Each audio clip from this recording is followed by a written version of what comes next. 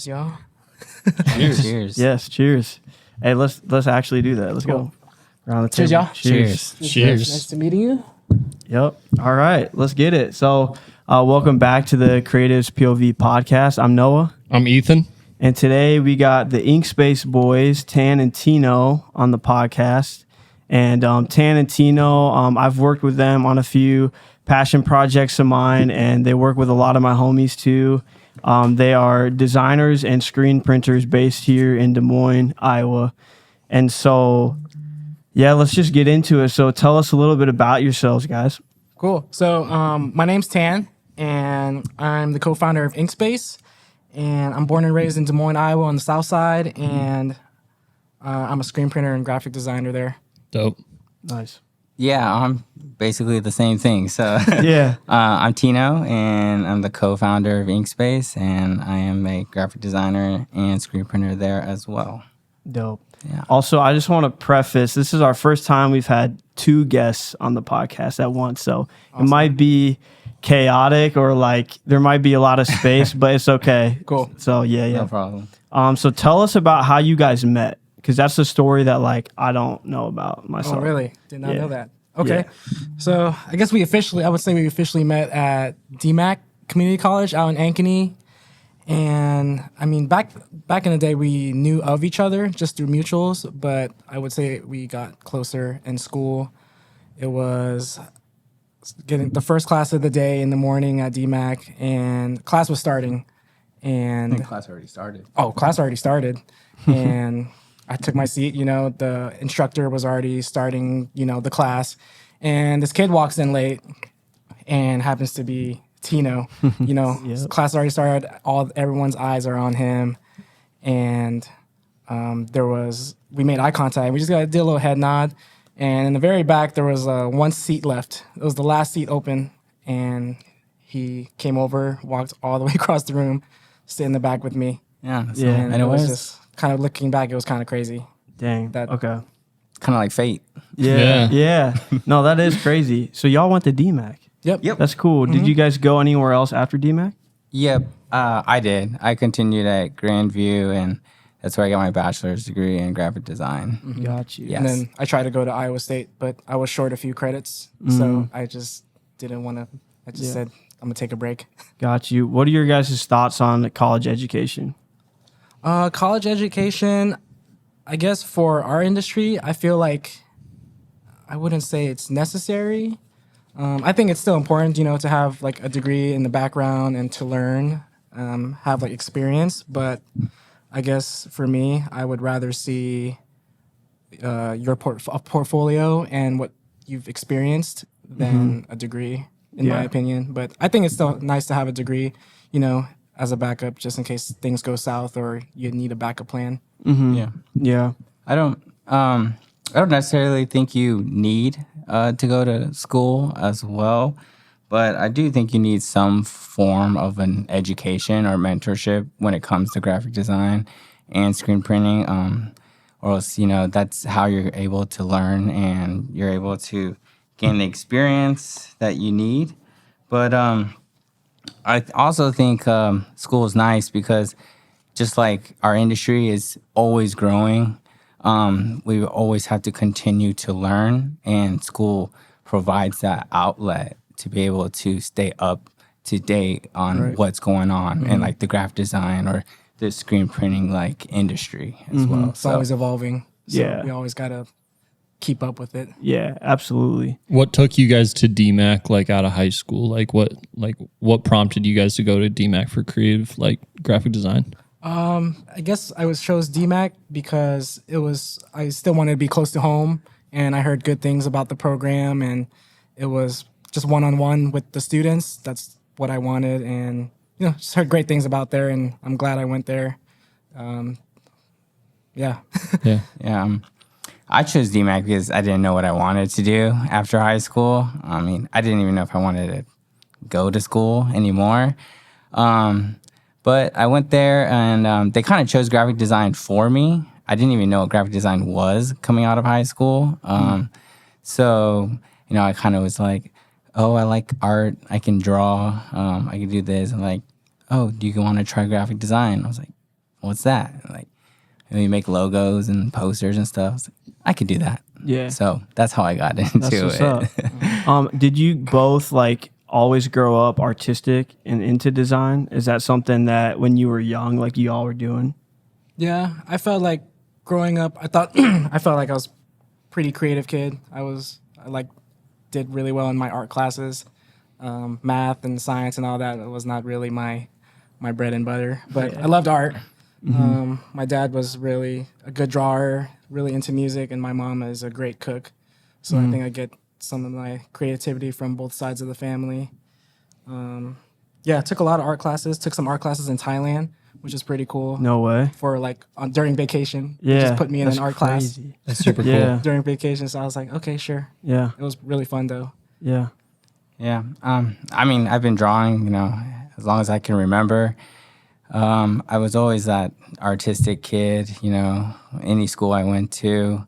I took painting, drawing classes on the weekends at the art center growing up. And it's just like something I always continue to do throughout. Never anything I really took like too serious. However, like a lot of work I did do, in high school would be like showcased and things like that. But art was never like the goal for me when I was in high school. I mean, to be honest, being an artist when I was in high school was not really cool. So I'm sure it's different now, how everyone's open to like creative minds and stuff. But it was like not the goal, but something that I was able to appreciate as I got older. Yeah. You know, What high school did you go to? I went to Ankeny High School. Ankeny. Okay. And Lincoln? I went to Lincoln. Yeah. Okay, cool.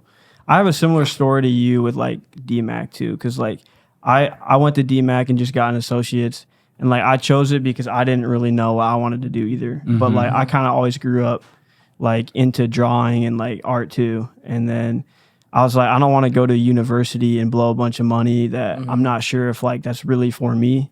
And so, yeah, if you're a creative that just doesn't know what you want to do, but you want to check out college, I think community college is a good starting point. DMAX, For sure. DMAX really great. Yes.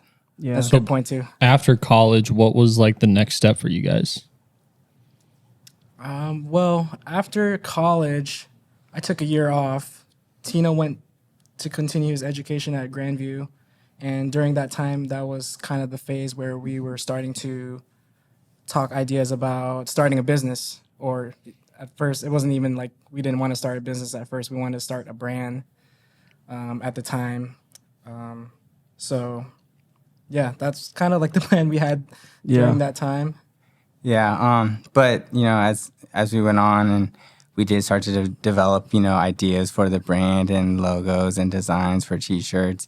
The brand, creating a brand was becoming very oversaturated. Competition was a lot more than maybe what could have been. And we just weren't sure if that was like the best route for us to take. But what we did have is we knew how to screen print and we knew how to design. So we were able to use that and provide that service for others and create something other than a clothing brand. Rather, we did a printing business. And then from there, we just wanted to solidify like our base and like the foundation of being recognized for our work through other people, and we'll see where it goes. Yeah. Yeah. So like what year was this when all these ideas are starting to happen and y'all are building the brand? 2015 of summer. 2014, 2015, Yeah. around there. I think 2014, the second year of DMAC, that's when we knew that we Wanted to do something. Yeah. that Yes. we worked well together. And I would say like later on, that's when we decided to become like a printing business rather than like a clothing brand. Yeah.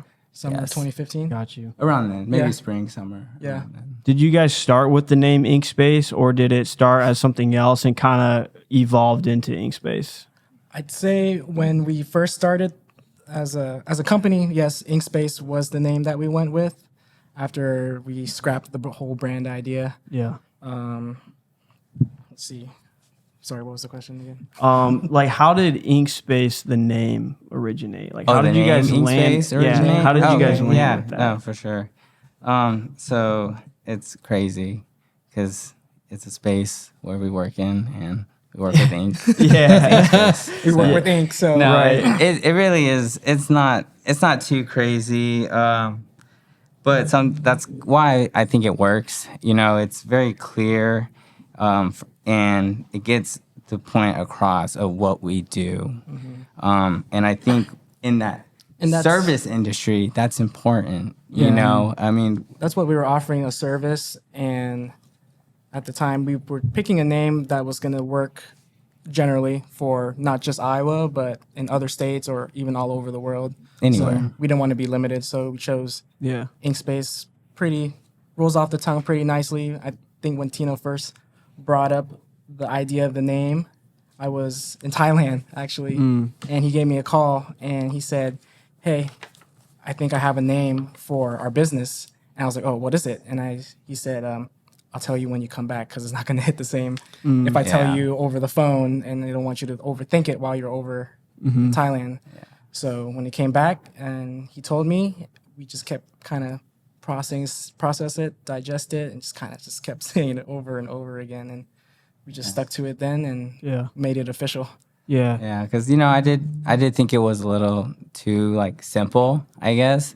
But and that's why I didn't want to tell Tan right away either. And I was like, no, you gotta be here, and I gotta tell you a certain type of way, and you gotta listen like right in front of my face so you can understand, you know, because I didn't want him to deny the idea like right away Right. either, you know. Right. So, but it does go a little deeper than that with the whole idea of space. I just remember like one time in class, I was kind of like dozing off, and there's this, I think it was like graphic communications, and they were talking this idea, concept of space or whatever, and not like space, like outer space, but just like space within. And I remember just seeing this picture of this diagram of like a box, like a cube, you know, and it kind of shows like what's inside. And it's basically the whole idea of it was kind of like you are defined by like what you are like within a certain like area. So I kind of like that in a way, you know. It's not, I'm not saying a box like holds you back, you know, because you can always go outside the box, but I feel like you always come back in because that's you, you know. Yeah. So in a way, space is like this metaphor for us. It Yeah. means Tan and Tino. Yeah. So Yeah. And then ink is just what we work ink with. is just there's no special meaning for Yeah. ink. That's super cool. Yeah. So how long have you guys been in official business then? This year in August will be our 7th year in business. 2016. Yeah, so Okay. we started in 2016 of August. Yeah. And this will be I year kind of 7. want to know what was the idea behind starting a brand before you guys started your business? Like the brand? Yeah. Starting a brand. 13? Oh, God. I guess at the time, you know, we were really inspired by a lot of clothing brands. Like, that's what kind of like one. I mean, that's what still kinda- are. Yeah, still are. And we were playing with just different names. Like, I think our very first brand that we came up with was called 13 because we were really, really into like the bad luck concept or just like bones and I don't know what we were thinking. Yeah, I back think we were then. taking like a lot of inspiration from like biker gangs. And then what was that one biker gang called? Like the Ones or Hell's or- Angels. No, something about like Ones. Oh, the There's one something- percenters. 1%ers or something like Okay. that. And we were like, Interesting. we were like digging them up, like, okay, this sounds like Like a little they're- more dangerous. Like, Yeah. let's find inspiration somewhere. That's funny. But their one percenters has got a good concept. Yeah. It's That's crazy. So like from that point on, like having like used to get inspiration from like biker gangs and stuff, like how has like your guys' taste changed from then until now? Oh, I think over time, like our taste just kind of changes every now, like, you know, all the time, or what we like and what we don't like always changes. But I mean, like we still pick up inspirations from biker gangs here and Yeah. there. Yeah. Or it could be like food, video games. It could be anything. It just kind of depends on like what the subject is, and Yeah. we'll try to break down and like study the subject and see what the best inspo or what route we should take. Yeah. And I think also like from the design point of view, like working with clients and stuff, we'll find inspiration from wherever we need to find in order to like meet client needs and stuff like that. But I think back then what's changed the most is when we work on stuff for us, we really want to hone things that mean something to us or that we can actually like relate to. So obviously we're not in a bike gang, so we can't really relate to that. So we're just trying to bring into actually things that we like, so we can produce things that we like, and that way we'll never like lose The authenticity of it. Yeah. or the passion for it as well. Yeah. That's really good. Yeah. What was step one of going, okay, we want to start this screen printing business? What was the first step? Like, what did you guys do from there, like to start? To start, I would say, let's see. Well, I think what was going on at the time is even while we were like in our second year of school, we had resources to like a screen printing press, and we already had like friends and family asking us to do like t-shirts for them. So it's not like we necessarily like came up with the idea completely by ourselves. It was something that was already happening to us, and we just wanted to jump on it and like take it to the next level. Yeah. Sure. We were printing shirts while at DMAC. So there's a combination of school and work. I remember our notebooks would have things that we wrote for class, and then in the same notebook I'd be writing stuff like shirt orders. Yeah. It's all Oh, just yeah. like mixed in there. Yeah. That's dope. Hustling. Yeah. That's dope. Yeah. Did you guys? I know you guys are in the Barnum factory right now. Yes, currently. So when did you guys move into there, and was that your first like place you call home? Yep, that was our first space that we moved in. I think dropping off shirts for a client at Illust Around. And then I ran into someone, introduced myself to him, and then just kind of chopped it up. And then I brought up that we were looking for a space. He happened to be in the Barnum factory, and we scheduled a time to like check it out. And we met the owners and just did a little walkthrough at the time. It was like there was a lot of work to be done. I think they just bought the building like a year ago. But we checked it out. We're also looking at the time at Mainframe Studios down Kiowa. Yep. We were on a waiting list, and at the time it was just kind of like we were didn't waiting. have time to Don't have wait. time. We didn't have to time wait. to wait. Yeah. Yeah. Business is booming. Yeah. Yeah. We wanted to move in, and we made an offer to the owners of the Barnum factory and made an Yeah. agreement and moved in. Yeah. It was really We moved in like in the early summer of 2018, and basically spent that whole summer Just- getting set up in there, moving everything in, painting the ceiling. How did you get the screen printers in that building? I feel like that It was probably not tough. easy. Like the Yeah. press. Yeah, the press. We had everything like delivered there. Yeah. So they do have like a nice like a garage freight. bay and a freight elevator we were able to use. But it was still a little bit of a challenge with the hallways and the door and stuff like some that. big So- equipment. Everything's like still pieced out, but it's still pretty big. Yeah. Like, Did y'all have to assemble it? Yep. Yep. Wow. Once it's assembled, we haven't taken it out since. Yeah. That's crazy. Yeah. Saved up a lot of money. Like Yeah. before, we used to work at Central Campus. That's where we would print out of, and we saved up enough money to buy equipment as soon as we figured out the space situation. Yeah. I think for almost like 2 or 3 years, We were saving up. we just everything we made just went into this pocket of Inkspace, and we're like, And we had side jobs. once we got it, we're like, let's get this stuff and Yeah. let's get going. Yeah. So You guys might not know the answer to this question, but like, have you ever considered moving out of Barnum factory at all and maybe getting your own like brick and mortar type of storefront, or like, is that a thought that you guys have ever had Yeah. for a future goal? We've thought about it. I would say that's kind of like our next goal, or is like be a dream to have our own space. yeah. the Barnum Factory is a good space. It's affordable. It's it's in a good location, and the owners are really great. So Yeah.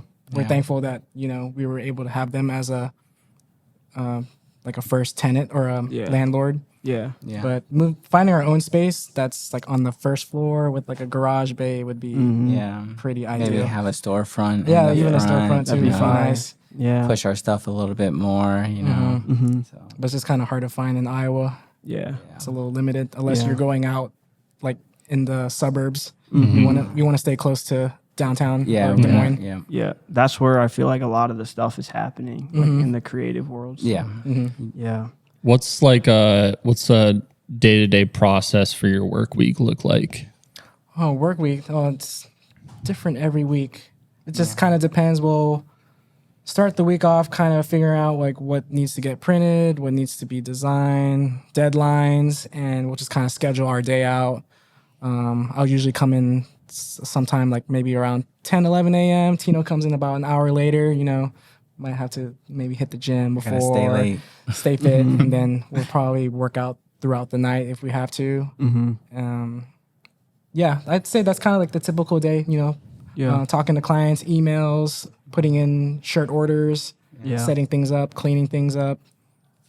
Figure out what needs to be worked on, and then kind of finish the day. Like it's like half the day, but it's still like the end of the day for us. Where like Tan usually does like print, and then I'll continue like working on whatever designs need to be worked on. Yeah. Okay. Yep. So do you guys kind of have like roles then that you guys like to stick to? Like, is one of you guys more the designing and communicating, and one of you is more of the like actual like printing and like the press and stuff like that? Yeah, I'd say so. Tino does a lot of most like design work. He'll talk to clients as well, like emailing, and then I'll be on the press printing or setting up screens. Tino will also help me catch shirts. So Yeah. after our shirts go through a conveyor dryer to be cured, there needs to be someone to catch, Yeah. fold, mark off our invoices, and box. So Yeah. Tino will do that. That's how I spend. I'm like on the computer, like designing, and every 10 minutes I'll get up and walk over and grab Box shirts things. and then pile them up and then go back and start to designing again. Oh, I have a funny question. So when I email Inkspace like .com or whatever, The info. Yeah. Yeah. Am I talking to you? Like, who am I talking to? Because I feel It like might be different. And sometimes I'll write off Tan's name. Yeah, oh, yeah. So sometimes you never I'm like, know. I feel like early on I used to be like, "Hey Tan," because like I think you were talking to me at one point. Very Yeah, first, yeah, I yeah, usually for sure. started off. Yeah. Yep. And then like that just popped in my head. Like, Yeah. has Tino talked to me too and just been like, "I'm Tan." Sometimes you might be Sometimes. talking to him. Yeah. Sometimes. You might be able to tell in our email styles, but Yeah. most of the time I will start the emails and reply to them, and then if Tino needs to respond back or ask questions, he'll still usually just sign off my Or name. give like quick estimates or something like that. Yeah. But yeah. Cool. So what is like a typical process when it comes to like getting a screen ready to be used? Because like I don't do screen printing, and a lot of people that are watching probably don't understand like the whole process that goes into that. So like, what does that look like? For sure. It's definitely an interesting process. Like, I still fall in love with the process all the time. So typically you'll have an artwork file ready to go, and we'll print it on our inkjet printer, and it's just going to be black. So for example, if you have like a one color design shirt, it's going to be all black. That's pretty easy. If it's going to be like multiple colors, we have to print out separate films for each color, because we print by layers. We can't just print it all at once. So those multiple color jobs definitely take a little more time and a little more work, but Yeah. the results, they turn out really great. Then we'll typically take that design and we'll burn it onto our pre-made screens that we have. And we'll burn it in a UV LED light, kind of like we're just like burning that design onto it's called emulsion. So we'll burn it onto the screen, and then we'll wash it out. And whatever that design was will be kind of like left over and see-through, Yeah. kind of like a screen door, I would say. Okay. And that's where the ink is going to get pushed through and kind of like imprinted onto the garment. Yeah. And then we'll take the screen, we'll dry it, set it up on our press, make sure everything's aligned. We'll do some test prints and make sure everything's aligned and making sure the ink is cured fully. And yeah, and then we'll start printing. The longest time is just setting up. The printing is just kind of you just keep going. Everything's hand printed and just kind of get into the zone. For sure. Yep. I've seen you guys do some really crazy like designs that are like the video game shirt. What was that? The Tekken one? Oh, That was so like. How many screens did you have to print for that? Like that seemed like 4. 4. So that was 4 colors. So that white. or yeah. Are you getting the colors? White. So Red. we used white, red, Yellow. and blue. Yeah. Okay. So that process is called simulated process printing. So each of those colors, we manually go into that image and we pick up what color needs to get printed. And, it's all by eye. There's really no exact formula to get it. So everything's by eye. And then once we pick out what colors need to get printed that looks the best, then that's how we set it up. And all the colors to kind of just merge together to create more than 4 colors. It's crazy because it's like this design, which you guys also printed for me. Yep. Very simple, like just one color. But then like I see that, I'm just like, wow. Like, So that's spot color. So that's usually like a screen printer's best friend. yeah. Pretty straightforward, 1 color or 2 color, then you just print it. But it takes a little more work. What does the process look like for if there's like any color bleeds or like gradients or something like that? The gradients, Yeah. So that would probably be like simulated process. Okay. Yeah. If it's just like 1 color, we'll introduce halftones. yeah. Okay. So halftones help create different shades. I think it depends. So like if it's like an image, like what I typically do is I will use like the color like simulation. But if you have like a logo, for example, with a gradient in like your type or something like that, I mean, there's different ways to go about it. If you had like the AI file, I mean, we do have plugins as well too that will convert like gradients into halftones. So Okay. we typically use that when we are in Illustrator. However, it's not always the case. So we do get stuck in Photoshop and grabbing that gradient. And then from that point, what we do, we'd have to create a halftone of whatever color needs to get printed on or knocked out. And we would convert that file into what we call a bitmap. And that just basically gets laid over as its own color then to create that effect of like the halftone or the gradient. Yeah. Dang. And halftones are just little dots. Correct. Yep, Yeah. these little dots. It's amazing. Wow. Very crazy. Magical. So do you have any tips and tricks for like clients who are sending you AI files or like Photoshop files, like on how to prepare their design? That way it doesn't add more work to you guys and also you guys can be faster and more effective. Sure. I mean, I think as a creator, I think one thing that's important is to understand what you're doing. So understand what you're working on and what you want it to look like for the final like outcome.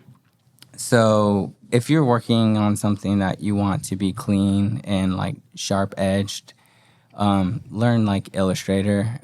It'll be your best friend.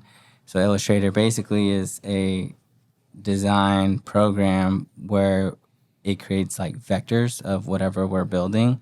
And those vectors are the easiest for us to work with when it comes to like changing things and changing the colors, or maybe we got to switch some size. stuff up for the design.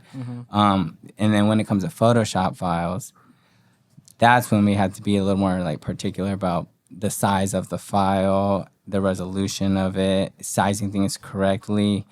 We have to make sure everything's sized before we go out, and like if we had to like bitmap it, it's got to be sized already. But if I could give some advice, my first one would be learn Illustrator if you want that look. If you are using something like Procreate or like Photoshop, for example, to draw whatever you're making in.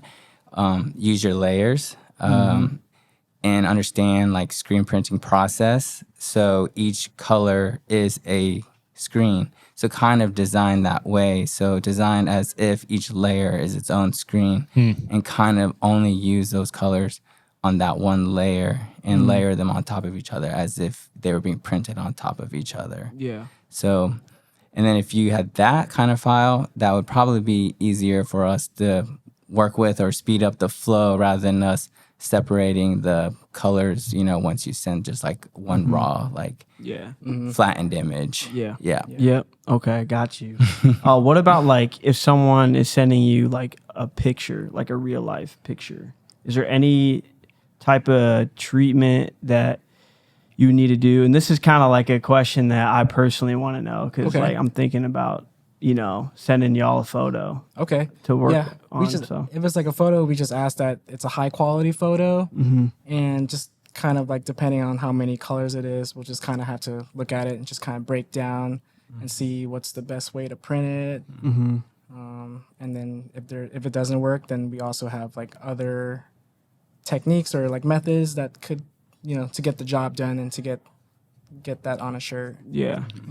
I was gonna say, do you guys like offer any other services besides screen printing? So like any vinyl or any like embroidery or anything that be like this probably won't execute what you want best in a screen printed garment rather than like, oh, like you should probably get this on a vinyl instead. For sure. Well, we do offer transfers. Okay. Yeah. So we have a heat press. So sometimes if a client has maybe a few items or if the file's low resolution or not high enough for screen print and it has like multiple colors that we just can't get on the press because we only have 6 available slots on the press. We'll offer like a transfer. So we'll order transfers. It's pretty much digital, and all you have to do is just order it from our supplier, and then it comes in these sheets, and then we'll just heat press them and peel them, and it's done. Yeah.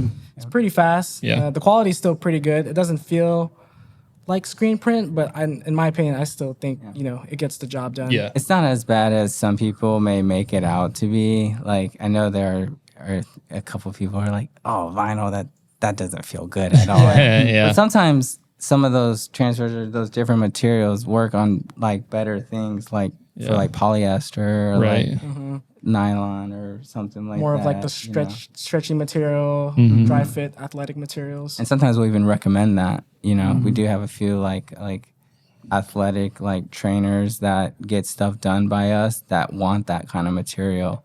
So we'll be like, hey, I think this would feel a lot better like on your shorts or on your shirt or on your jacket versus a screen print. Right. Yep. Is there anything that you guys don't offer right now that you want to eventually expand in your services? Like, do you guys do puff print or do you guys do any other methods of like that you want to add on? Oh, definitely. Yeah. We have worked with puff print. That's popular. We also worked with like just some reflective inks. Those can get a little tricky. Oh, yeah, but like 3M. yeah, if a client is requesting it. What else? We do want to get into embroidery. We've had embroidery requests all the time. All the like time. making hats or, embroidery looks just better on a polo versus a screen print. Right. So hopefully, we're in the works this summer. We have like a machine that we can like practice on at the moment. And That's cool. once we're confident enough we know what we're doing. We'll service it we'll out. offer the service slowly, maybe just a few small jobs. Yeah. Then if it works out, then we'll fully offer it as like an anytime service. Yeah.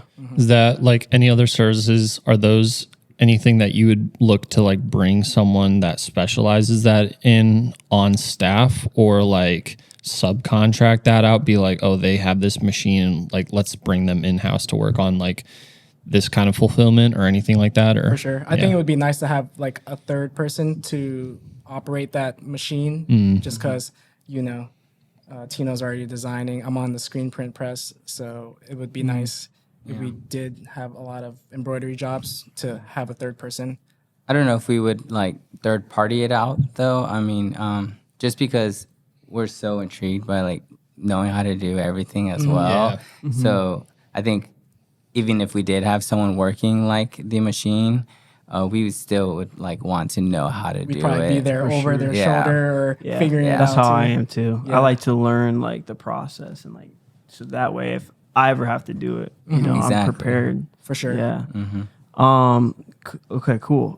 Do you guys, speaking of that, are you guys in a place where you're thinking about expanding your team, like having more screen printers come in so y'all can focus on other parts of the business, or like interns, or like do you have opportunities like that? Yeah, last year we had over like the past year we've had 3-4 interns work with us. Sometimes it's like just for the summer, or we've worked with Oak Ridge. They have like a summer internship program where this Oak Ridge will pay the kids to come work with us, and then That's dope. it will sort of be kind of like in their general interest too. So, and then we picked up an intern from Iowa State. She was great. She was with us for the summer, and then we had another intern also from DMAC, which she helped out a lot too with design work, or just teaching them how to screen print as well. That's dope. Do you guys enjoy that, like having someone that you guys can teach and like have help out? Or It could be kind of chaotic sometimes. Yeah. It's just, I mean, it's there. I mean, not against like teaching or anything. I love to share like knowledge and stuff. It's just when you ask, like, I feel like you also have to like deliver and show interest. It's like some kids will be like, oh, how to make this design. But then when you're telling them how to do it, they're kind of like, maybe like spacing off, and they're Right. not really like, It's more they so don't like, want can to you do do the this for me? steps, but like Yeah. they just want that final outcome, you know? Yeah. And I think in this industry, what makes it fun, what makes it is like the passion. And like you've got to have the passion and the drive for it. For sure. Yeah. Yeah. What is it like getting a wholesale license? And like what are like blanks that you guys prefer to use for like your own projects you guys do, or like what are blanks that you see a lot of your clients using right now? First step, getting a wholesale license, we'd have to have a registered business name, get an LLC, and you would also get an EIN number, which you can always apply online. I think it's like pretty easy to do it now versus back in the day.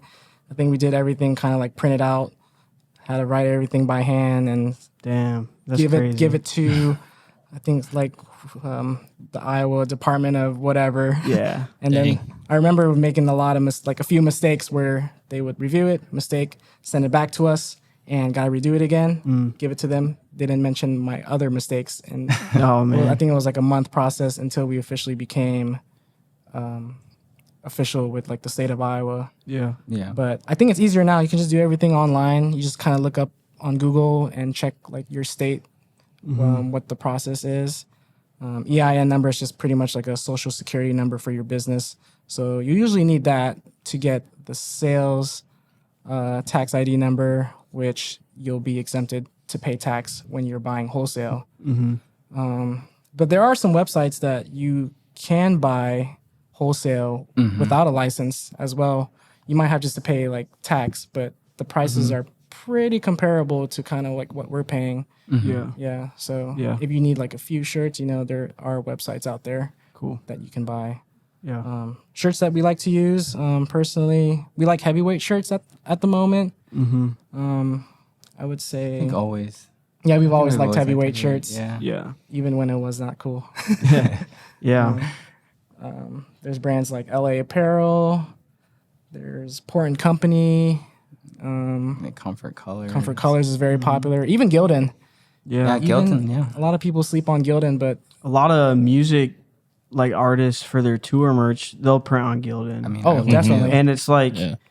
you might not think about it when you buy it because the designs itself are just so cool, right? sure. It's like, oh, I need that, and it's like I want this as a memory, right, to wear and be like, I went to that concert. For sure. And then like oftentimes when I buy it, I look at the tag, I'm like, oh, that was Gildan. And like a lot of people hate on Gildan. So it's like, yeah, why?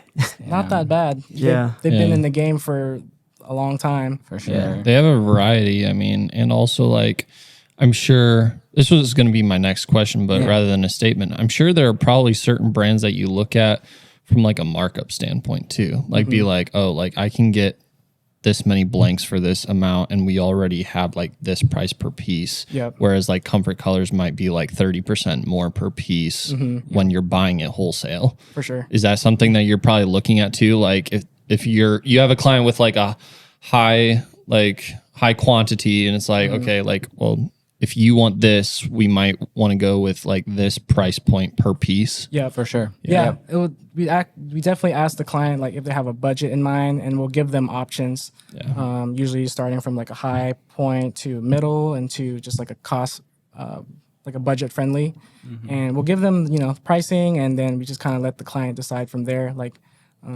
what they want to do. Do you give a lot of options for like price per piece? Yeah, we usually have a break. We have a minimum of 18, and price break starts, I think it's like 18 to 49. And then once you order 50 to 99, that's another price break. And then if you order over 100, that's another price break. Which I don't know. We offer the price break just because we'd rather print more quantities. We don't get really any discount from our suppliers. Setup time is always the same. Right. Versus, we print 18 shirts and 200 shirts. Right.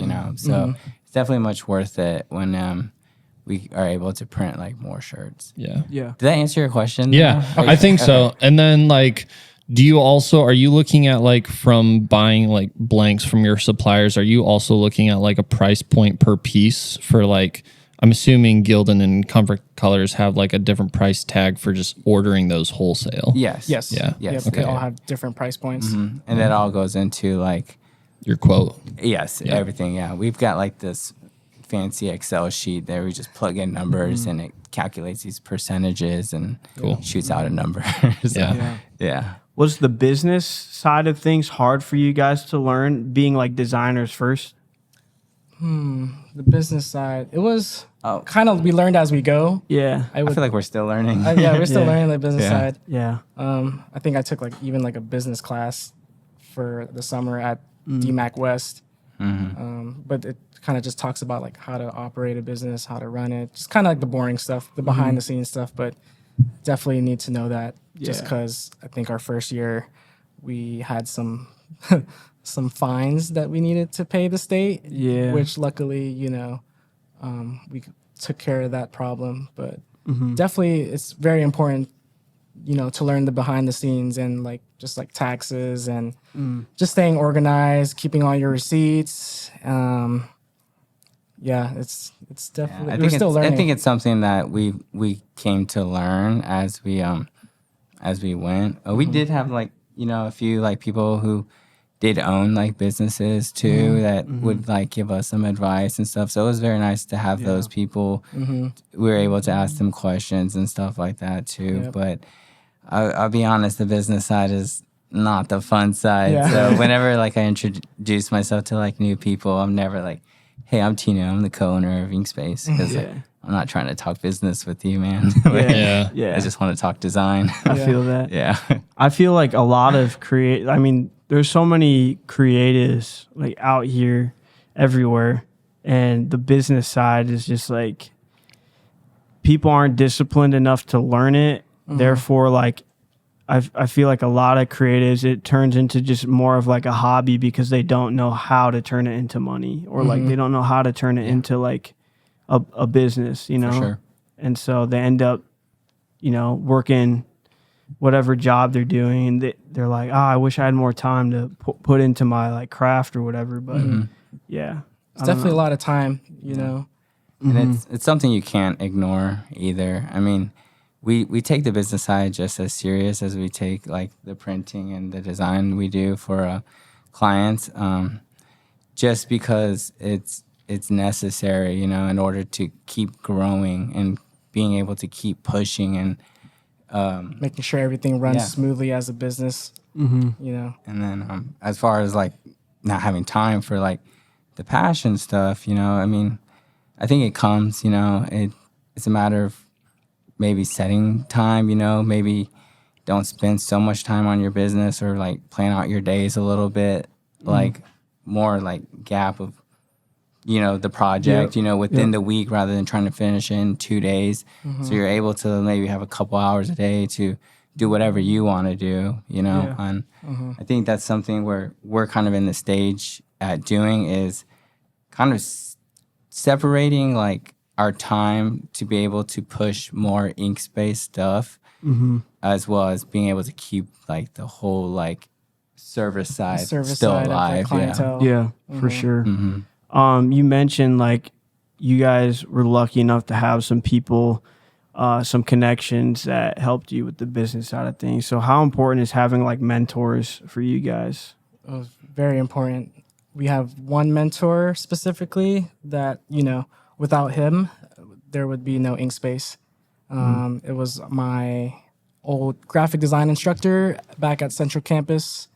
Central Campus is a career technical school, so they teach a lot, you know, about career stuff. You know, if you want to be a nurse, you want to learn about cars, you want to learn about fish, fashion, or whatever. You know, that's the place to go. Their marine biology class is lit. Yeah. I didn't take that one. I took their photography one. Yeah. But like you walk by the marine biology one on the way to the graphic design Yeah, room, it's right? like right there. And like it made me want to like be a marine biologist, but I knew I was just like, nah. Like it looks awesome, but like nah, I belong over here. Just admire from a distance. Yeah, exactly. But our mentor, Mr. Rice, Tim Rice, I took his class in junior year. Didn't really take it too serious, just kind of slacking off, just trying to get an easy passing grade. And then my senior year, I started to get more closer with him, and I thought, you know, he seemed like a really cool guy, and started doing some personal projects for him, just kind of being pretty much his teacher's pet, like his little, you know, right-hand man. And I started to take it more serious, and I started, you know, to have fun with it. And any questions that I had or any advice that I needed, he was always the one to go to if I needed something for like the business side or screen printing, graphic designs. Showed a lot of cool tricks. And then I introduced Tino to him too, and he became Tino's mentor as well.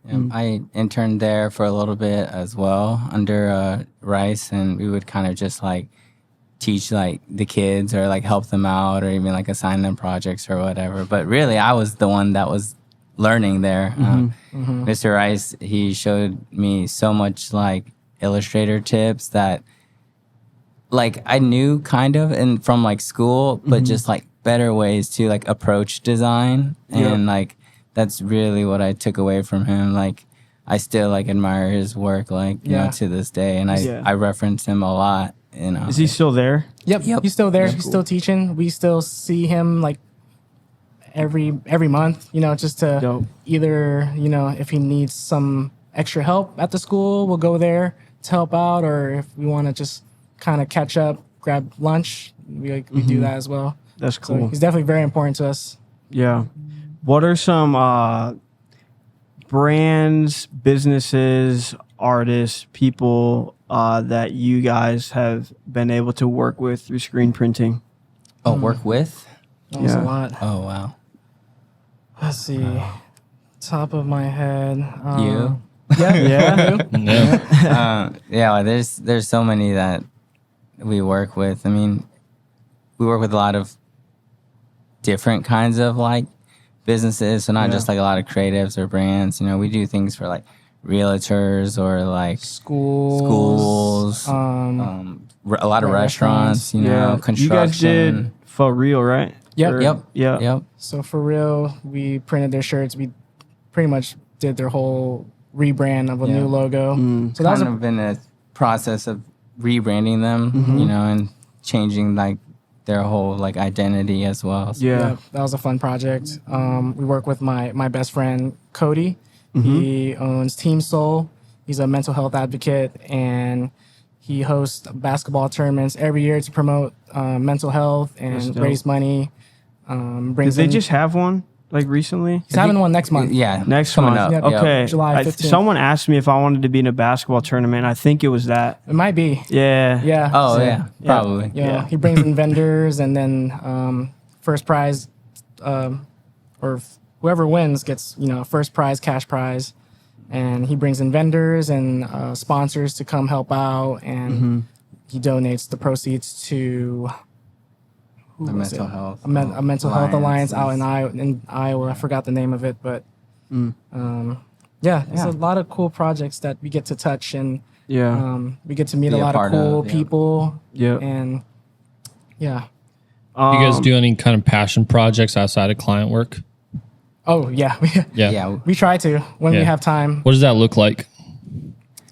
I think it can vary. I mean, sometimes we'll just do like simple like passion projects, like where it's just like a design, and maybe someday it will get printed, and it's just like this one piece, and we just had this one idea or whatever, and it could go all the way to something like where we're trying to piece a whole collection together with like this whole theme and having like 5 different designs within like the collection. So it could go from like one design that design. never gets printed passion project to like a whole like 5-piece collection. We just have a library of just different ideas that we worked on the side for us, and just kind of whenever we're ready to bring it out, we'll bring it out, or Yeah. if we ever want to just keep working on it, we'll work on it when we have some free time. Yeah. I think we kind of take it like as it comes. So it's like when we're feeling it. So I think that's also so important. Is like obviously I don't treat clients that way because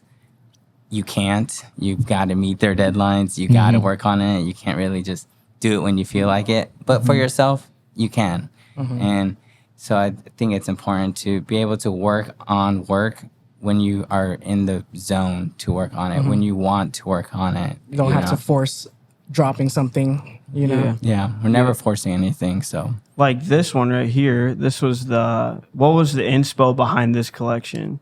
this one was inspired by like cleaning, like 1950s kind of like dry cleaning, laundry mats. Yeah. We kind of had this whole concept of was cleaning, but also like we had like tailoring was involved in like kind of the concept before too. So it was just kind of like this idea of like repairing kind of clothes, and because what's what you do is we make things look clean, Yeah. just like a laundromat would or the dry cleaners would. And they're a service industry too, so Yeah. it fits with like our concept. And we love that like whole like 1950s like aesthetic, like sign painter like Yeah. looking like work, and it's something that's had like an influence on us, and we've always wanted to do something with it. So we kind of decided to use that kind of concept for this collection. Yeah. Spring And cleaning. is the back the tide? Is it? This one is the We Heart Customers. So it's the exact like Oh yeah. Oh yeah. Yeah. like yeah. the Stuff you would see hanger on a from clothes the hanger Yeah. when you That's pick dry up your cleaners. clothes. Yep. Yeah. Yeah. But yeah, Tell us about the latest collection y'all dropped, because that one was fire. our latest collection was like the rave drop. Yeah, we never got to the point where we were able to like smack a name on it. But whenever we would tell people about it before it got released, we would just say like the rave drop. Yeah. So then it just kind of named itself. We weren't necessarily like too inspired by like rave culture, like exactly. Most of the inspiration for that drop came from like early like 2000s, like techno music, like house music. So like that late 90s house, which is, if you look that up now, it's going to sound a lot different from what you may think house is. House now is like New York rooftop, like got shades on in the sun with a martini. The wrist flick, And Yeah. 90s house is more like underground, underground, dark, a little edgy, and and then techno music back then as well too.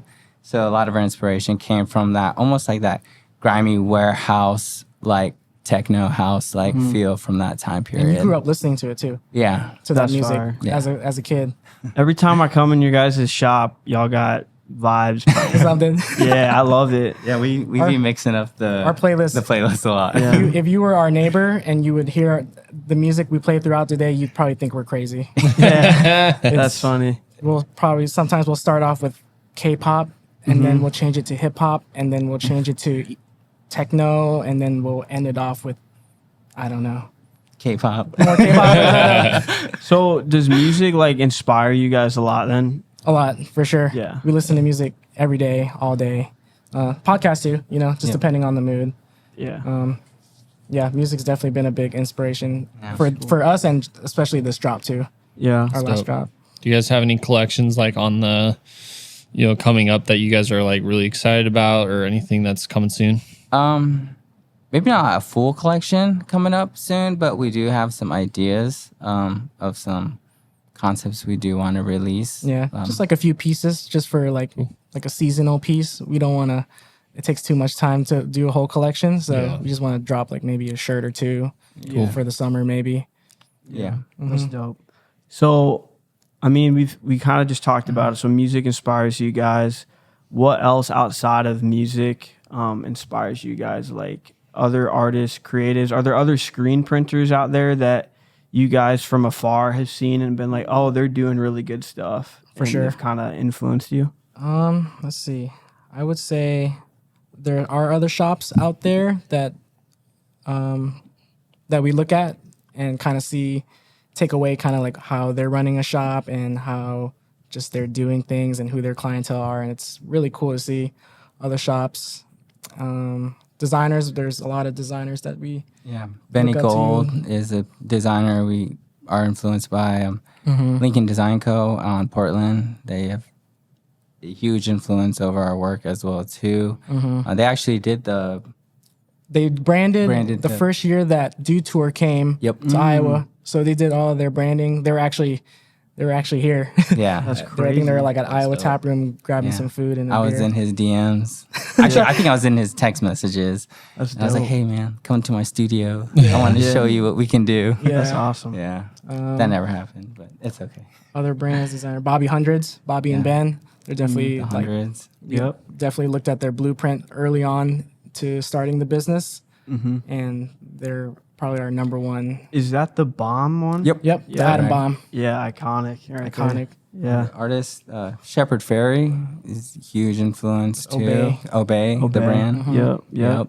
And the other brands, like Verdi, Vandy, Born and Raised, Mr. Cartoon, and Mr. Cartoon. Virgil. There's always changing. So It's a lot always of changing. there's a lot of streetwear influence. A lot of Yeah. flavor Yeah. influence, I can see that, reflected in what you guys do. for sure. Yeah. What are your guys' thoughts on like the Des Moines creative scene? Because I know like you guys have had chances to work with other creatives in Des Moines, and also in the Barnum factory there are other creatives. So like, For sure. yeah, No, I'd say Des Moines creative scene. They're doing their thing. I can see It's growing. it's definitely growing.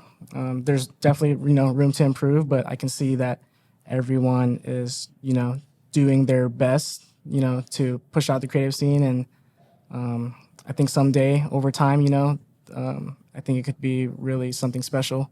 yeah, We're doing our best to attend these events. That's one of our goals, is to kind of like push ourselves to be more involved with like the creatives in our area. events. Most of the time, we'll produce it and then we'll just kind of kick back. yeah, and But we want to attend the events or any projects that they're doing, be there in person and just kind of take it all in. yeah, Yeah. yeah. Is there any like people that are from Des Moines outside of like your teacher at Central that have kind of encouraged you guys and pushed you guys in this like space that you're in? Like any other creatives, I guess. In Des Moines, Yeah. or even outside of Des Moines? Outside of Des Moines. That we like know personally. Yeah. Not too many. I wouldn't say too many. I would, if anything, it'd probably be like previous like professors. I had one like specific one at DMAC, and then I had one specific one at Grandview too. And then, but most of the creatives that we know to this day, we've kind of met after, like we are already like established and have became like a screen printing and like design like studio. Yeah. So, yeah, did I answer the question? Yeah. I think so. Yeah. Yeah. So what is next for Inkspace? Like, I mean, we've kind of, I feel like we've kind of encompassed this question. Like, we talked about, would you guys ever consider getting your own shop? We've talked about any future collections on the horizon, but like in the next 2 years, 5 years, and 10 years, like, do you guys have different goals that you're hoping to meet over the course of that time period? Yeah. We have kind of talked about future goals. Just kind of like what we want to see Inkspace as. I think we both have a clear vision of like what we want. We just got to figure out how to do it. It's not, maybe like expanding our team, maybe bringing in more people would help accomplish that goal. I think in the next 2 to 5 years, we want to probably expand our team as well as our services. And hopefully we can kind of branch off another side of Inkspace. So we're able to see like this Was it the brand side, the separation? and we see the service side of Inkspace as well. Yeah. And it will like, we do want it to feel like separated, but it's all under like under one umbrella, you know. So It's like almost like a sub brand of. correct. Yeah. If you Yeah. need things printed, you can go to this side of Inkspace, or if you want to you buy just want some, our stuff, some merch or some it's Inkspace there. gear, then Yeah. come to this side. Fire. Yes. Cool. Another question that doesn't really relate to what you guys do, but that's like, cool. what do you guys do outside of design to like rest or to get away? You wanna go first? You can go first. You want to go first? I can go first. What do I do? Work out. Try to work out. To we- rest. Watch TV shows, movies. Spend some time with friends, family, traveling. Traveling definitely helps. Kind of benefit. We like to travel and see different things and get inspired and bring those ideas and inspiration back. We want to bring that back to Iowa and share it with the people of Iowa. And, sometimes, they might not get it. And we understand that too. We get a lot of inspiration from like the West Coast or the East Coast, and we get it. People might not dig it, but, it's authentic to us. And we want to share it with them. And, if they don't get it, they don't get it. If they get it, they get it. Yeah. So. I think when we're not working, I mean, we're resting, like you said. I think Eating. I try to like cook or eat. Yeah. Eat. We like to Yeah. eat. And we like love food. and so we love food. And It's like a genre of dish, or like what Yeah. dishes do you like to eat? Yeah, So- sometimes we'll see something on like on a post, or Yeah, maybe like just try and in an recreate anime. Like we try to recreate it. Yeah. Yeah, And then, that's dope. I mean, we even go out to like Los Angeles and like go to like food festivals out there, and really just like experience like what the food life is like out there. It's so cool. Like food Yeah. culture. Yeah. Yeah. It's not If just I about wasn't a graphic designer, I would love to be Dude, a part I of it. almost went into culinary school. Did you? Yeah, dude. Yeah. That's cool. Okay. So if you weren't a graphic designer, you would want to be like in culinary somewhere. I think I would shit. want to be in culinary somewhere, or I would love to be a part of like the team that creates like the restaurant. So like maybe I'm not creating food, but maybe I'm creating like the vibe, you know, or something like Yeah, that. that's So, dope. Okay, Tan, what about you? If you weren't a graphic designer or screen printer, I'd probably get into the culinary industry too. I thought about going in culinary DMAC at one point, but yeah, food is, there's a lot that you can tell with just food and the background and the story of it. Yeah. It's not just food, it's just like the branding and like just kind of like the whole, I guess, the whole vibe, that experience Yeah. that goes around food. Yeah, you'd be surprised about like how much of our like influence and like references come from like food. So yeah, When that's it sick. comes to either, what is it, like sometimes like the brand of the food, or just kind of looking back at old logos. Yeah. A lot of people don't know like that, like, yeah, culinary stuff is very creative, you know. We're gonna have like chefs on this podcast at some point. Oh, like we've sick. been talking Yeah. to some. Yeah. And we're trying to plan it where hopefully they can bring something that they've made to eat and we can Oh, review sick. it. Oh, that'd be and, sick. and we can ask them about their process and how they made it. So yeah, stay tuned for that. For sure. Cool.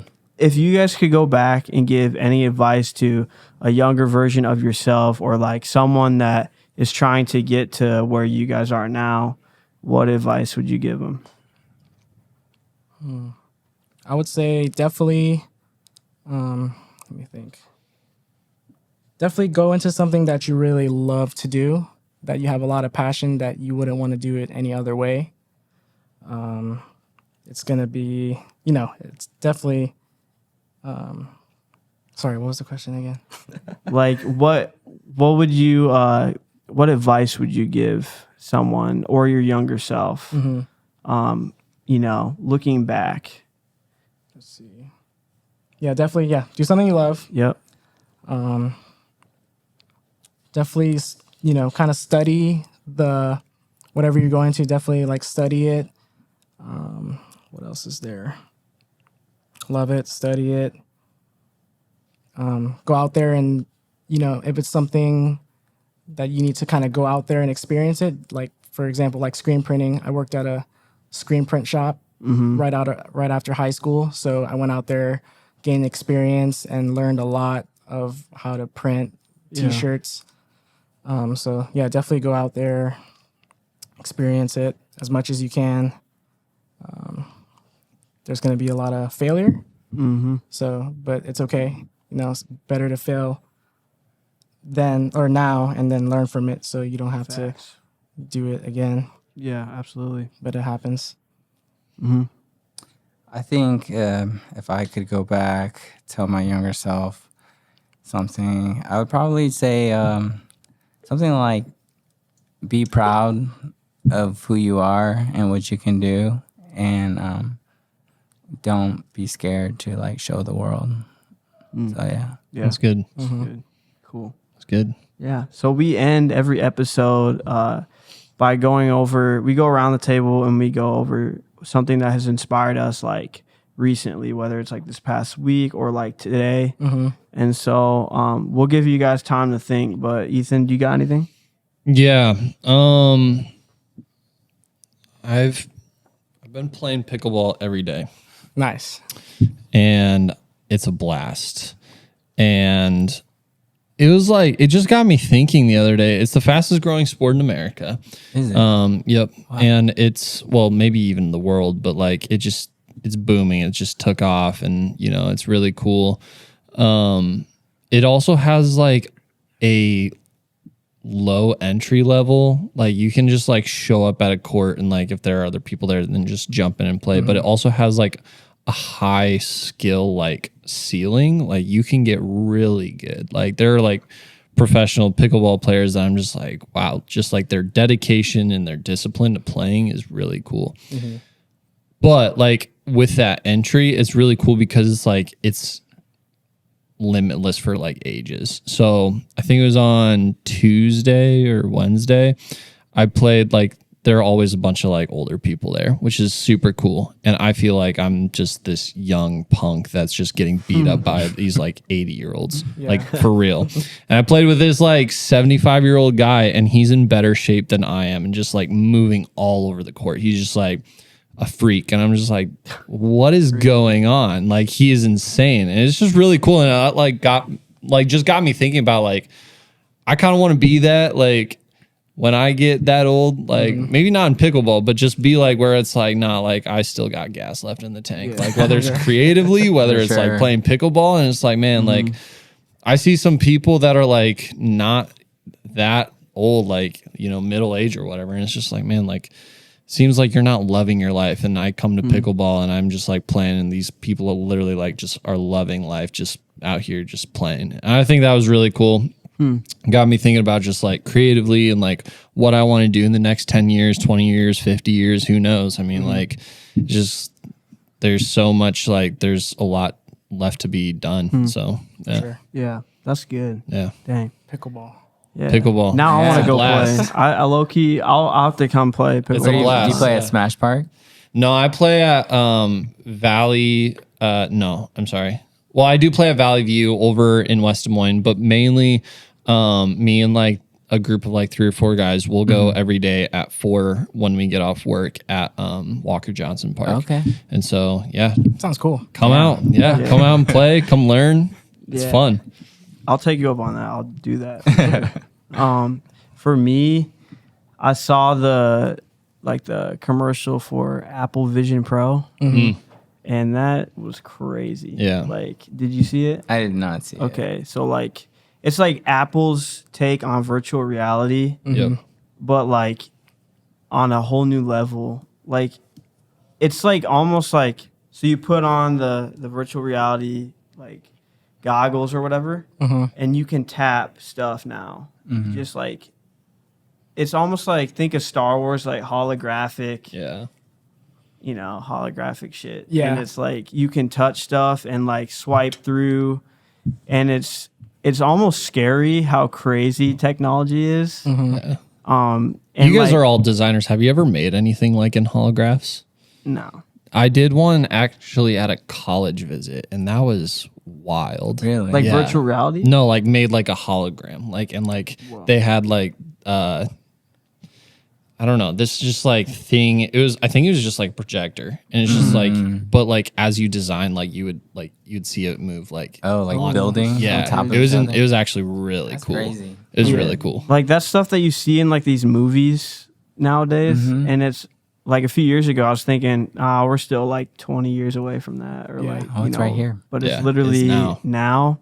And so it's just crazy. Like, I don't know, like, if I will ever end up owning it or like getting it, because I feel like, first of all, I don't know how much they'll end up selling that thing for. And it's just kind of like, I don't need any more like distractions in my life. And I feel like I'm okay with a phone, you know, or like whatever. But man, it is really interesting, you know, just to see technology progress that much. And, you know, pretty soon, Ready Player One, the movie, will probably be like real life. Yeah. No kidding. True. Yeah, Could but see that. it's kind of inspiring though, just to see like what humans made.